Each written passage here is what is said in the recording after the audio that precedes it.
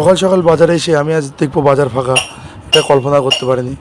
আজকে আমার মনেই ছিল না যে আজকে অক্ষয় তৃতীয়ার বাজার। আমি তো ভাবলাম আজকে ঘুরে যেতে হবে। যাই হোক, সকাল সকাল হাত মুখ ধুয়ে সবাইকে অক্ষয় তৃতীয়ার তৃতীয় শুভেচ্ছা জানিয়ে আমি আমার ব্লগ চালু করলাম। ব্লগ চালু করার আগেই আমার বিড়াল দুটোকে আদর করে বেরিয়ে পড়লাম মাছ কেনার উদ্দেশ্যে। চোখে ঘুম, তবু ঘুমের দিকে না তাকিয়ে চলে গেলাম মাছ কেনার জন্য। বাজারের সামনে গিয়ে দেখি পাশ দিয়ে বড় সাইরাম বাস বেরিয়ে গেল।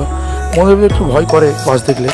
তারপর বাজারে ঢুকে বহুদিন পর ভাঙর মাছ, এক দাদার ব্যাগে দেখলাম বাটা মাছ, আর চিংড়ি মাছের তো আমদানি ছিলই।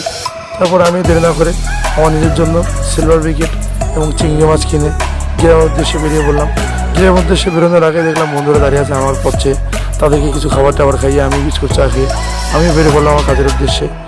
তারপরে কিছুক্ষণ পর যাওয়ার পর সেই গ্রামের মেঠো পথ, এই মঠের পরিবেশ ফেলতে হতো যে গ্রামের রাস্তা দেখার একটা মজাই আলাদা, চারিদিকে ফসল আবাদি। তারপর আমি নদী পার হয়ে আবার বেরিয়ে গেলাম আমার মাছ বেচার জন্য।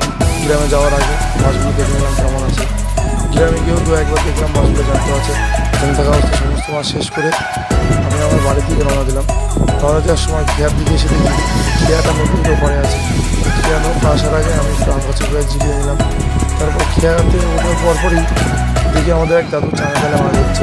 মাছ দেখার পর আমি আবার গ্রামের রাস্তা ধরে বাড়িতে এসে দেখি বিড়াল দুটো আমার অপেক্ষায় বসে আছে, তাদেরকে মাছ কেটে দেবো বলে। তাদেরকে মাছ কেটে দিয়ে আজকে আমি আমার ব্লগ এখানে শেষ করলাম। সবাইকে ভালোবাসা, ধন্যবাদ আমাকে অনেক সাপোর্ট করার জন্য।